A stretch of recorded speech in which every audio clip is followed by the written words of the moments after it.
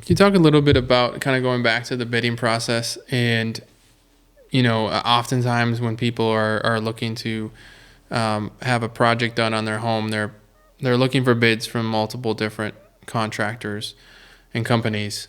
Um, Tell me a little bit about our process in that and kind of what's valuable to us in that process and how we hope to provide transparency and in that process for potential clients too.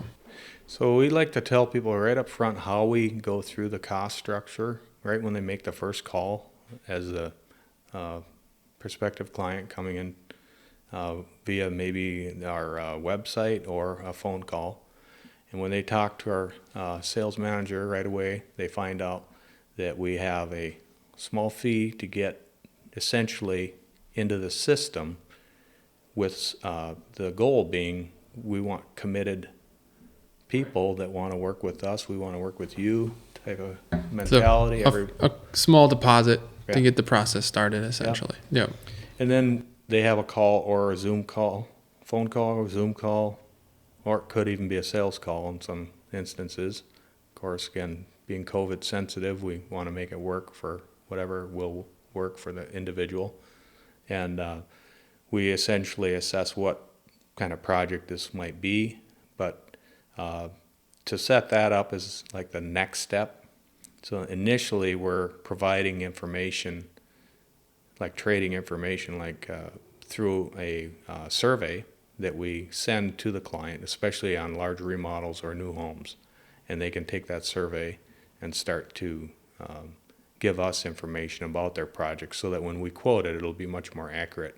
Mm-hmm. So we get the survey back, take sometimes a day or so to just kind of go through it and see what tastes and what level of project it might be so that we're not pricing something that's entirely, not correct for what they're after. We want it to really make good use of everybody's time. Yep.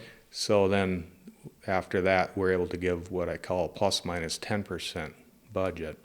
And from that, then the client can decide, does this sound about right? Or what I've also heard maybe from some other contractors or got feedback from somebody else that told me that's what you should expect for a kitchen remodel or something that you might be after.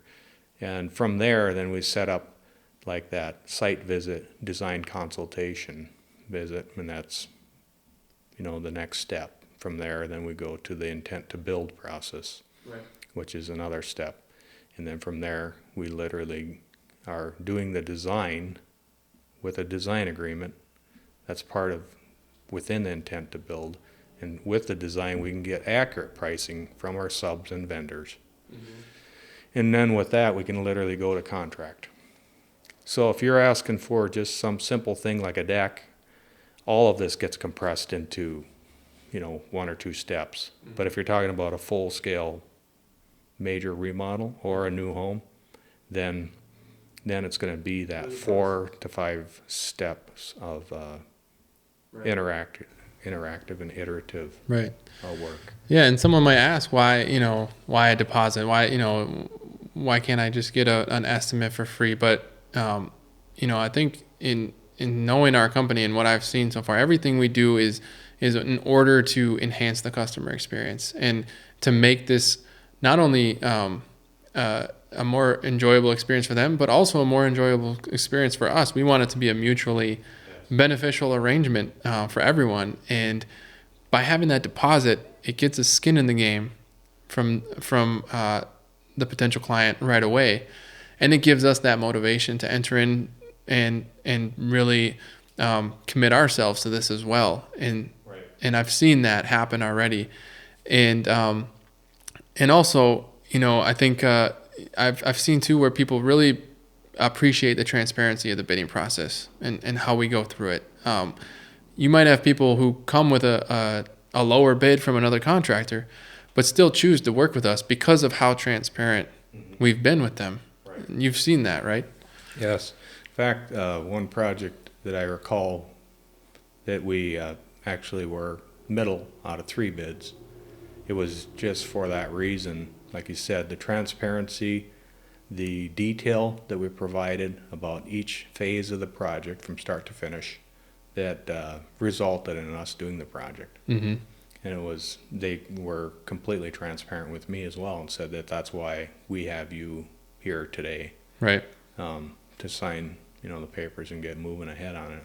Yep. So I feel like there's a lot of benefit in this transparency. Not only that, sometimes we just don't have enough wording in the plans and so forth to provide us the level of detail. So I would rather provide what's that missing detail to give that level of comfort that, oh yeah, this has all the parts and pieces that need to be done in order to meet my expectation. Yep. And that process, it's we've talked about this before, but it's an iterative process as well, right? I mean, Yeah. Can you give some reassurance for someone who's thinking about taking the first step into a project, and just kind of assuring them that, how do we deal with the curves and the turns and the ups and downs that can come along the way when you talk about the budget and how that can change, or just different obstacles that can come up. What can you give to assure someone that that they're going to be in good hands, that whatever changes might take place, whatever might come, we have the systems in place to sort of deal with that.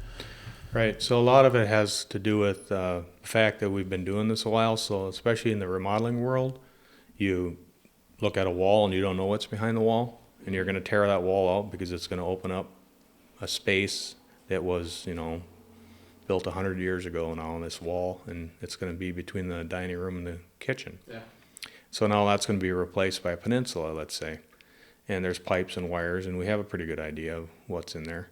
So we're able to be very upfront right away and say, hey, here's what we can observe. Let's stand here in the basement, look up at the location of this wall. There's this duct, there's that pipe, there's this set of wires. These are all going through that wall.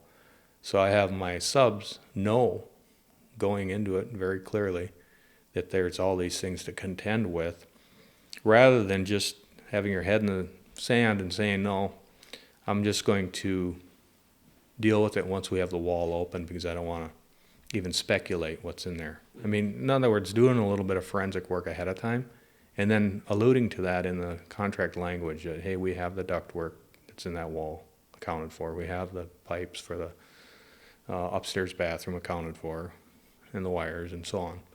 So that the customer can see that through that extra work scope wording that I'm adding, that I am recognizing these things and I have that price already included. Right. So if I have that included and my subcontractor has it included, and he words his proposal to me to the affirmative that yes, I'm moving those pipes, and he specifically talks about them, there's no really unknowns regarding that item. Right. Is there a possibility that somewhere else we'll miss something? Absolutely. But what we do right away when we discover something like that, let's say the studs are rotted under the window at the kitchen sink. We didn't know that. It was covered by plaster, and on the outside it was covered by siding, and there was really no real strong indication. This damage might have happened 30, 40 years ago in an old home. You just wouldn't know. So you address it. Right. And you address it for the cost plus that 10% markup on the labor or the material and subcontractors, and you move on. So you have that change order prepared. The customer looks at it, says, looks good, signs off on it through our co-construct software, and we keep moving. It doesn't have to be a big deal. Right. And those kind of things, I'd say on the average remodel, could be as much as 5% of the cost. So plan for it. Right. So if you do $100,000 work, plan for $105,000. If you don't spend it, you don't spend it. We're going to only contract for the 100. If we find out that the 5,000, due to uncovered issues comes up, or upgrades on our selections, Right. it's better in your mind to buffer for that little bit of, Yeah. especially on larger projects where you're really digging into it. Yeah, that makes a lot of sense.